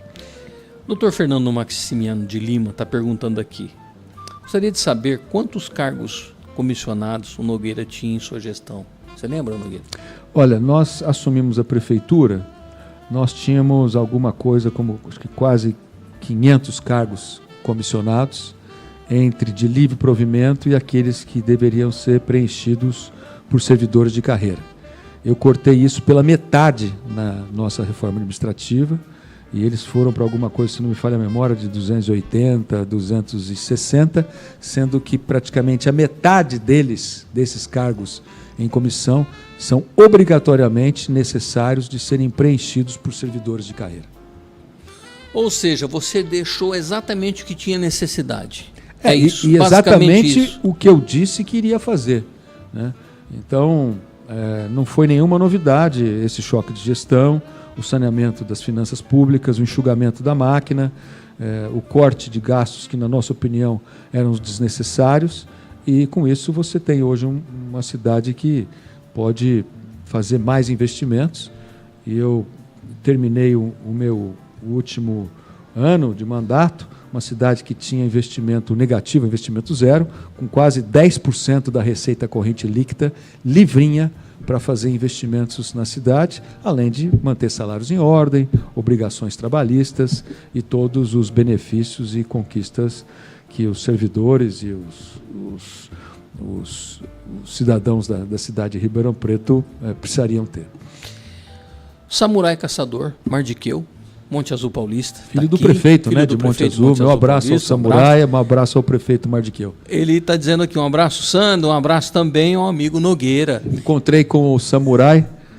Escreveu no Instagram, né, André? 2 dias atrás. Obrigado, viu, Samurai? Um abraço a você num evento do PSD, do nosso partido, lá em São Paulo, sobretudo de mulheres. O debate era sobre feminicídio e violência doméstica, que é um caso gravíssimo, né?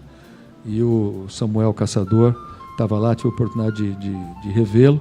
Vamos desejar a ele sucesso aí no seu trabalho, nos seus objetivos. Eu sei que ele também pleiteia aí uma disputa para a Assembleia Legislativa e quase chegou na eleição de 2022. É alguém que tenho certeza de que tem bons costumes, bons princípios, é um cidadão batalhador. Então, desejo ao samurai caçador aí a minha gratidão também pelo registro e um abraço e um desejo de sucesso aos seus planos futuros. Pessoal, eu estou batendo um papo com o Nogueira aqui e deixa eu falar uma coisa para vocês. A entrevista não é política. O Diálogo não é um programa político, não é um programa religioso, mas ele é um programa social que traz em foco aquilo que acontece no mundo. Fatores sociais, acontecimentos sociais, e a política é um acontecimento social. Por isso que, de vez em quando, a gente traz um amigo que é da política para a gente entrevistar. Faz tempo que eu gostaria de ter entrevistado o Duarte Nogueira pela experiência que ele tem na política, por ter sido prefeito de Ribeirão Preto, uma cidade que eu não moro lá, mas eu gosto demais, eu vou sempre a Ribeirão Preto, pelo menos uma vez por semana eu vou a Ribeirão Preto. Nogueira, eu vou te fazer uma pergunta, não sei se você pode responder. É a última pergunta que eu vou te fazer. Aliás, eu vou te fazer duas. A primeira, eu deixei de te perguntar alguma coisa que você queria falar? Não, eu acho que todas as perguntas que você fez foram bastante pertinentes. Você teve o cuidado e a fidalguia, a gentileza de me indagar antes se alguma pergunta poderia ser inconveniente. Eu falei, não, faça as perguntas que eventualmente você quiser. É verdade, ele fazer, deu toda a liberdade para a gente perguntar o que sem quiser. Censura e sem restrições. Eu acho que assim a gente fica mais livre e liberto para colocar a nossa opinião e, obviamente, concordar ou discordar de algum julgamento ou de alguma interpretação do nosso trabalho. Acho que isso faz parte da democracia e é importante que a gente possa não só ter uma opinião formada, desde que bem constituída, sobre algum assunto, mas ao mesmo tempo respeitar se eventualmente tiver alguém que pensa diferente da gente. Certo, né? Tá certo. É o que infelizmente hoje a gente está vivendo. E política é uma ação eminentemente social e humana. Né? A palavra política, a política, ela vem da polis grega, que quer dizer cidades. Né? E o desenvolvimento de toda a nossa ciência, do nosso pensamento ocidental, se deveu inicialmente aos gregos e posteriormente ao povo romano, do qual nós somos originários. Inclusive a nossa língua, né, é originária do latim. Então, essas raízes certamente têm muito a nos ensinar. Eu gosto muito de ler livro de história, livro de guerra, biografias e livros de filosofia, porque eu acho que isso nos remete a um pensamento bastante objetivo, se é possível dizer que a filosofia possa ser, porque ela é bastante especulativa, porque ela tem a ver com a nossa origem, o nosso futuro, a imortalidade ou a não imortalidade, mas isso é uma discussão que cabe uma outra conversa muito longa. Mas ela ajuda muito na política, porque a política partidária, a política de administração pública efetiva, ela mexe com as pessoas. Né? E se você não tiver princípios, valores, né, conceitos, aquilo que eu chamo das virtudes cardeais, né, a temperança, a fortaleza, que é a coragem, a justiça e a prudência, dificilmente você vai ser um bom gestor ou você vai ser um bom político. Por isso que na República de Platão, o Platão encerra aqueles diálogos que ele avoca ter sido feito por Sócrates, tanto o mito da caverna, o anel de Giges, a questão da discussão do que é a justiça no começo da República de Platão, quando Sócrates vem até a casa de um ancião e tem a discussão ali com várias pessoas. Tudo isso é a natureza humana na sua mais aflorada essência. Então a gente tem que se conhecer a si mesmo e procurar entender, dentro das nossas limitações humanas, como é que a gente pode ser uma pessoa melhor. E a política, ela pode te transformar tanto numa pessoa melhor quanto numa pessoa pior, porque se você fizer mau uso dela. Hoje a corrupção é um dos males brasileiros que compromete a qualidade de vida, que reduz a credibilidade em muitas instituições, não porque as instituições sejam ruins, mas que elas possam estar temporariamente sendo ocupadas por pessoas despreparadas, pessoas inescrupulosas, que não têm boa índole, que não têm espírito público, que só tem ganância, que só tem interesses pessoais, que só quer fazer do setor público negócio, né? Então, isso que é importante a gente comentar, porque nós precisamos de bons líderes no nosso país, né? No mundo nós precisamos. E eles não nascem prontos. Eles são fabricados, formados dentro de dificuldades, de superações, de questionamentos, de críticas, de momentos difíceis, de momentos bons, mas eles precisam ser preparados, né? E dentro de um conceito que a gente vem dizendo que nós precisamos recuperar, que é a família brasileira. Hoje, Sander, 50% dos nossos jovens do Brasil crescem e vão se tornar adulto 50% sem a figura próxima do pai. Hoje, a mãe como arrimo de família é um negócio muito grande. E muito grave, que é a distorção ou a dissolução familiar. Uma outra coisa é a questão educacional.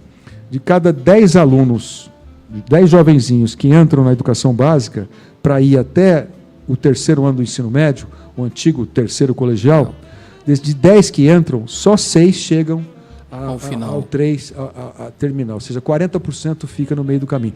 E desses 6 que concluem, só um tem proficiência de conhecimento que ele deveria ter adequado ao encerrar o terceiro ano do ano. Então, você imagina como é que ele vai para o mercado de trabalho, como é que ele vai para um curso técnico, como é que ele vai para uma eventual graduação do curso superior. Então, eu volto a dizer o que eu já disse no começo. Educação básica é algo fundamental no nosso país, para a gente montar melhores cidadãos mais lúcidos, mais preparados e que saibam tomar melhores decisões sem ficar à mercê de mentirosos, enganadores, que infelizmente a gente tem que conviver e saber separar, e a única maneira de fazê-lo é você ter uma boa formação educacional, ser bem informado e ter bons valores que devem vir não só da família, mas também ao longo depois da sua formação humana. E a política, ela te dá a chance de você melhorar a vida de muitas pessoas. Eu acredito que não fui o melhor prefeito do mundo, nem tive a pretensão de ser, disse que procurei ser meu melhor modo, mas uma coisa eu tenho com a consciência tranquila, né? Eu deixei a minha cidade, Ribeirão Preto, depois desses 8 anos, bem melhor do que quando eu a recebi. Sem dúvida. O Fernandinho diz o seguinte, sim, Sander, parabéns pela entrevista. Obrigado, viu, Fernando? Bom, vou te fazer uma pergunta de cunho muito pessoal. 2 perguntas. Você acredita num ser supremo? Sim, Deus? Claro que eu acredito. Alguém que você acredita? Acredito. Desculpa te perguntar isso, é muito pessoal. Eu acredito. Você acredita na espiritualidade? Você acredita em Deus? Você acredita que o homem, além de todo o conhecimento que tem que buscar, se cercar de boas pessoas, ser de boa índole, buscar conhecimento, saber se expressar bem, saber parar para ouvir, você também acredita que ele precisa de uma instrução da espiritualidade? Olha, no mundo, nós temos hoje, no ano 2026, dezenas de religiões, né? As 10 principais vão desde o judaísmo, que tem alguma coisa como 15 milhões, é pequena o judaísmo, mas ela é importante. Depois passando pelo sinoísmo, islamismo, até chegar na Igreja Católica, que tem mais de 2 bilhões de adeptos. Por que isso acontece? Porque o homem, à medida com que ele foi se desenvolvendo, num primeiro momento, ele colocava os fenômenos da natureza como fenômenos de deuses. O deus da chuva, o deus do trovão, o deus do raio. Aí surgiu a primeira divisão, né, mitológica antiga, que dividia o mundo entre Poseidon, entre Zeus, entre Hades. Poseidon, deus dos mares, Zeus, deus da superfície dos céus, e o Hades, deus do submundo, deus dos mortos. A filosofia se desenvolveu nesse período, há 2.500, 600, 700 anos atrás, começando com alguns grandes escritores, que às vezes se acha até que não foi uma pessoa só, quem escreveu a Ilíada, quem escreveu a Odisseia, como foi Homero, depois os filósofos pré-socráticos, depois Sócrates, Platão, Aristóteles, até chegar aos filósofos contemporâneos. E por que isso aconteceu lá? Porque na Grécia, naquele momento, você teve a oportunidade não só de entender ou procurar compreender a razão e a existência dos mitos, os deuses e por que as coisas aconteceram daquele jeito, como caminhou, muitas vezes, para um único Deus, monoteísmo, aonde você conseguiu conciliar o mito com a razão. Ou seja, tentar buscar na natureza, na physis, né, que é a natureza em grego, a arché, a origem das coisas. E se você for retroceder na origem de tudo para entender ou procurar compreender por que o mundo é assim, por que eu existo e por que eu sei que eu vou morrer, para onde é que eu vou, não sei para onde é que eu vou, as pessoas vão procurar uma espiritualidade, vão procurar uma razão para compreender essa inquietude que só existe no ser humano.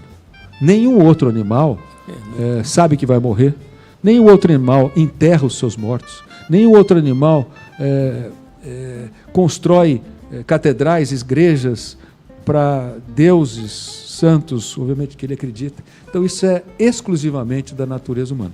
Então eu acho que isso nos ajuda a trazer um pouco mais paz interior para as nossas discussões existenciais, as nossas inquietudes. E outro dia eu via de uma filósofa que eu gosto muito, uma professora fantástica, que é a Lúcia Helena Galvão, tentando simplificar o que é a luta do filósofo para explicar por que as coisas acontecem do jeito que elas acontecem e que são, que é muito difícil. E aí ela conta uma história que eu vou contar aqui, que é muito engraçada, que ela fala que tinham dois amigos, e ela diz que ela não vai contar o estado, de que estado eles são, qual é a origem dos estados brasileiros onde são, mas eles gostavam de tomar uma cachaçinha e pescar, né? E aí ela comenta que ao ir pescar, eles levavam, além das garrafas de cachaça, levavam um pãozinho de queijo. Aí já ficou suspeito da origem desses pescadores. Mas eles pescavam tanto e tomavam tanta cachaça que eles ficaram alcoólatras. E aí, saúde pública, começaram, vamos morrer, precisamos parar com isso. Aí pararam de beber. A amizade continuou, mas faltava aquela história de ir pescar, né? Pararam de beber, mas queriam voltar a pescar. Aí um deles falou, compadre, vamos voltar a pescar, mesmo que a gente não beba mais, né? Aí eu passo na sua casa no final de semana e nós vamos pescar. Eu levo as tralhas. Aí ele parou o carro na casa do amigo, o amigo entrou no carro, olhou lá no fundo do carro, tinha um engradado de caixa de cachaça. Aí falou, mas você está querendo me enganar? Você perdeu o compromisso com a nossa lucidez, né? com a nossa abstenção de beber. Eu falei, não, compadre, eu vou te explicar por quê. Nós vamos lá pescar no meio do mato e lá pode ser que tenha cobra.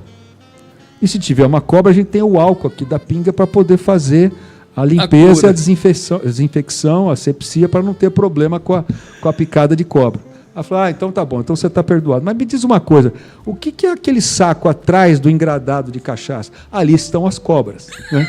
Então, você explicar o comportamento, a natureza humana, você tem que explicar muito em como é que a gente né? Como é que a gente funciona, né?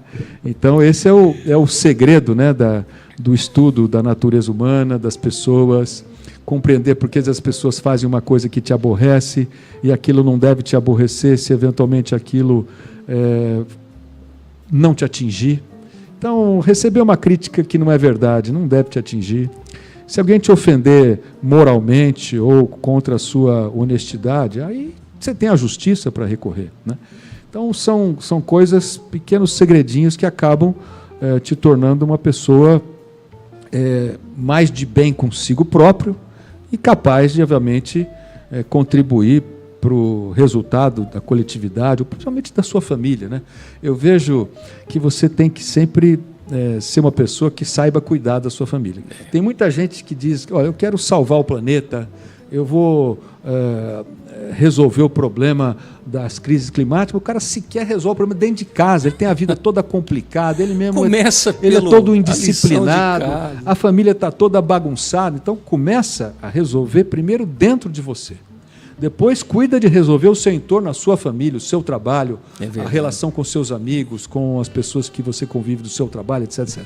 Depois, se você conseguir conciliar isso próximo de você, aí sim você é uma pessoa que vai ser capaz de ajudar a resolver outros problemas, né? Porque você já resolveu os problemas dentro de você e no seu entorno. É tão verdade isso que você está falando, que eu tenho umas teses aqui, uns jargões, que eu digo o seguinte: você quer conhecer uma pessoa, veja como ela trata, em primeiro lugar, a sua família, depois os seus vizinhos e depois os seus amigos.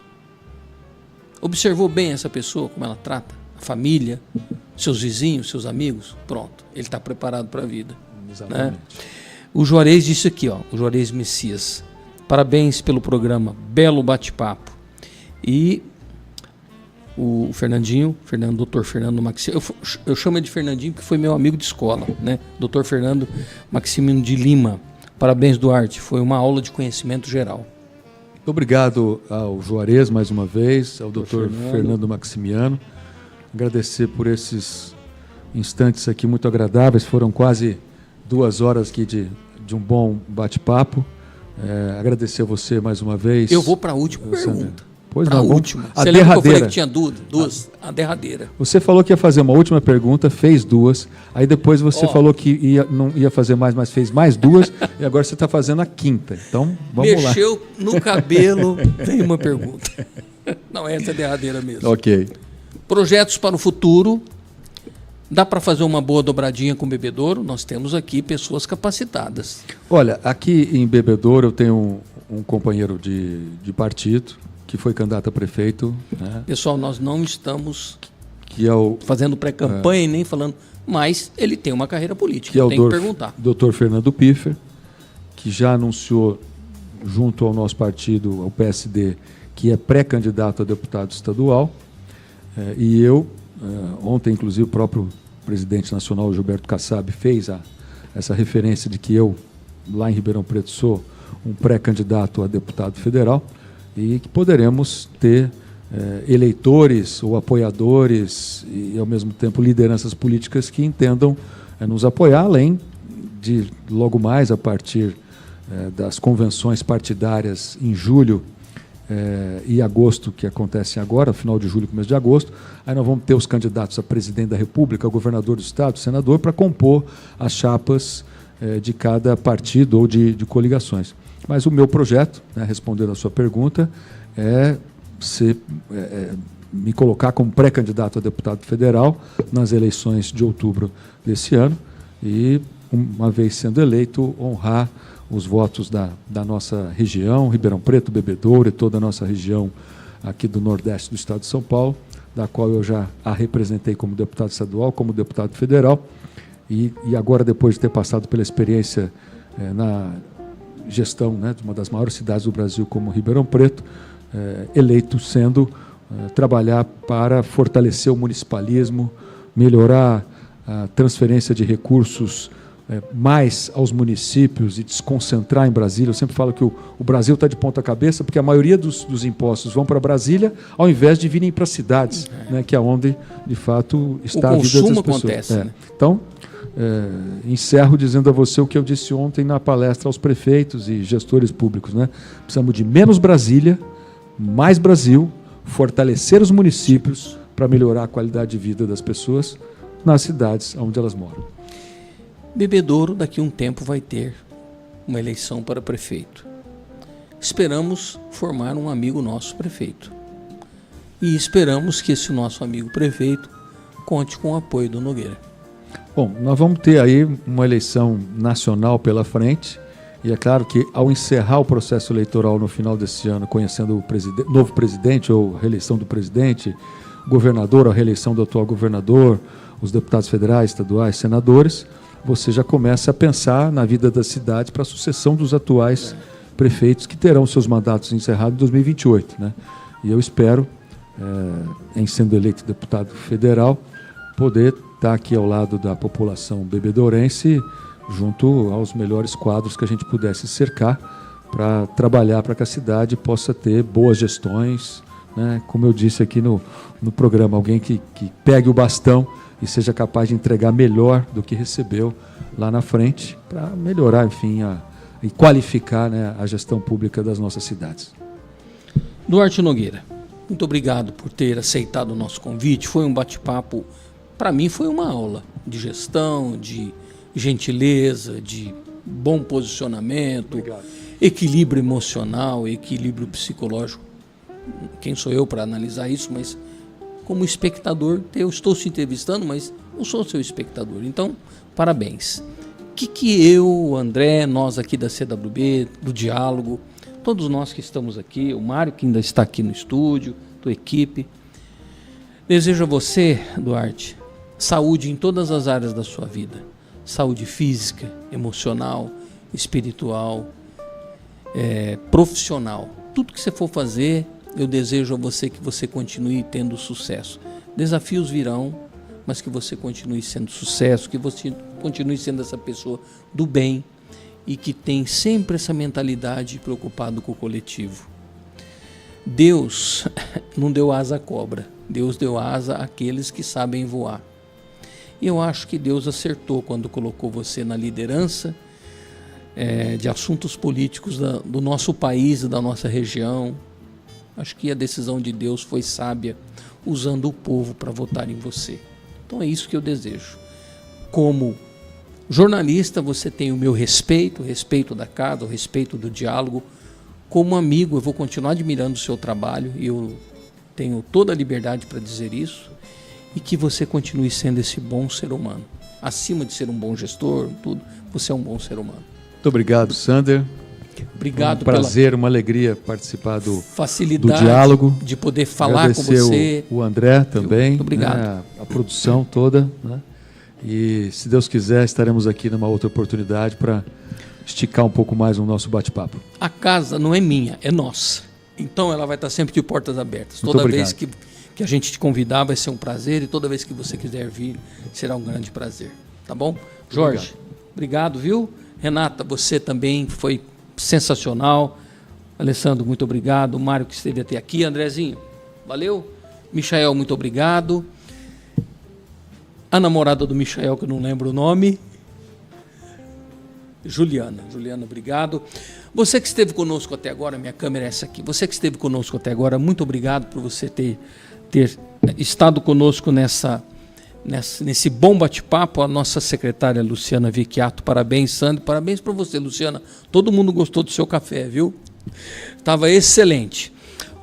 Assim como eu faço no final de todas as nossas transmissões, eu digo assim, ó, será que tem a ver com tudo que a gente conversou hoje? Não sei, mas eu sempre digo assim, olha, cuide-se e cuide de quem você ama. Tá bom? Semana que vem tem mais. Grande abraço. Nós vamos falar semana que vem com Rômulo Schiavo, um cara que faz um trabalho espetacular também aqui no município de Terra Roxa. Nosso amigo, gente boa. Não percam o diálogo da próxima semana. Tenham um excelente final de semana. Fiquem com Deus e olha, cuide-se e cuide de quem você ama. Valeu? Grande abraço. Você está buscando escolher o espaço ideal para a sua empresa ou negócio? Essa decisão precisa ser tomada com calma e de forma certeira. Uma escolha errada no formato do seu escritório pode te dar muita dor de cabeça no futuro.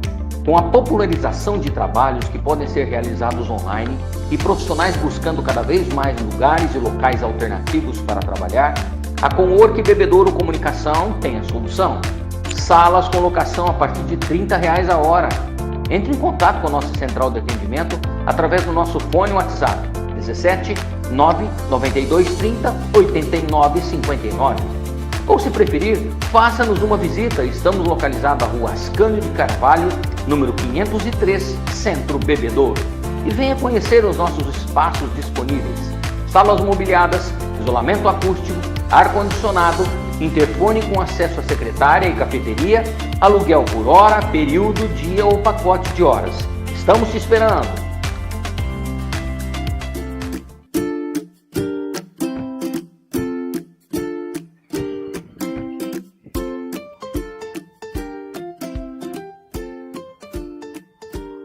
Seu momento delícia começa aqui, com Forno Paulista. Salgadinhos congelados Forno Paulista. Rápido, práticos, saborosos a qualquer momento.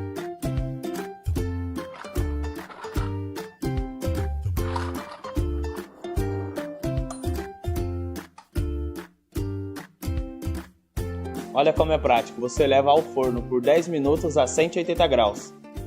Crocantes, quentinhos e irresistíveis. Momento delícia Forno Paulista.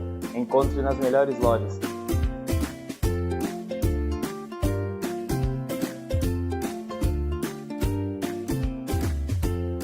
Além da praticidade dos salgadinhos Forno Paulista, temos nossa linha de confeitaria. Visite nossas redes sociais.